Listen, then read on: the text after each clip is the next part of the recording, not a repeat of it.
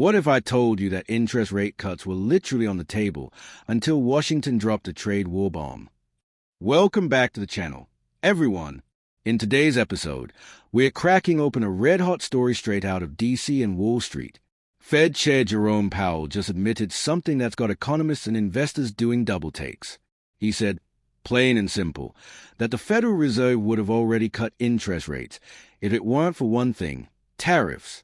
Yes, you heard that right. Let's unpack why this matters. Big time. Let's rewind a bit.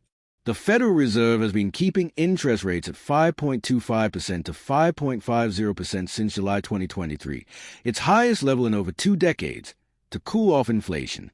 And it worked, to some extent. Core inflation has steadily declined. The labor market is cooling. But in his most recent testimony to Congress, Powell dropped a policy grenade.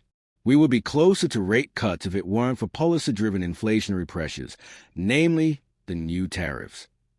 He's pointing directly at the Biden administration's fresh wave of tariffs on Chinese electric vehicles, semiconductors, batteries, and solar panels, which were unveiled just weeks ago.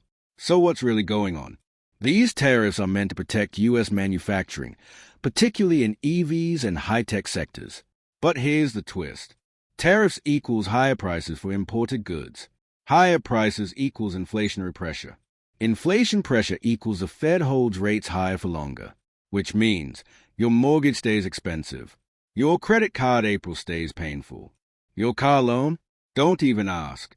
So while tariffs are meant to help American jobs, they're also chaining the Fed's hands, and by extension, slowing down the economy. Wall Street reacts, confused or concerned. Markets were not happy after Powell's statement.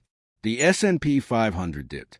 Treasury yields spiked, pricing in fewer rate cuts this year. Gold and Bitcoin briefly rallied, likely on recession fears. Even more telling, some Fed officials are privately warning that we could enter a stagflation-like scenario. Slowing growth. Sticky inflation. No room to cut. Sound familiar? It's like 2022 all over again, but with politics and trade wars thrown in. What this means for you? If you're an investor, business owner, or even just trying to buy a house, this matters. Borrowing costs will stay high. Expect 7 to 8% mortgages through the end of 2025 if tariffs keep inflation elevated. The Fed is now reacting to politics, not just data. That's dangerous territory.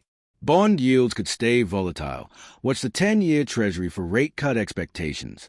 Sectors to watch?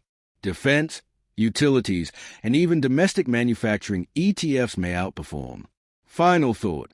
The Federal Reserve is no longer just reacting to the economy.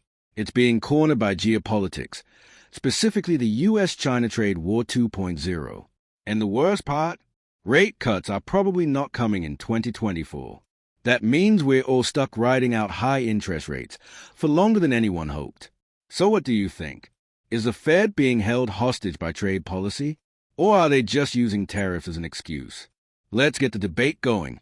Drop your thoughts in the comments. And hey, don't forget to smash that like button and subscribe if you want unfiltered financial insights that actually make sense. This is today's saga, signing off. Stay sharp and stay ahead.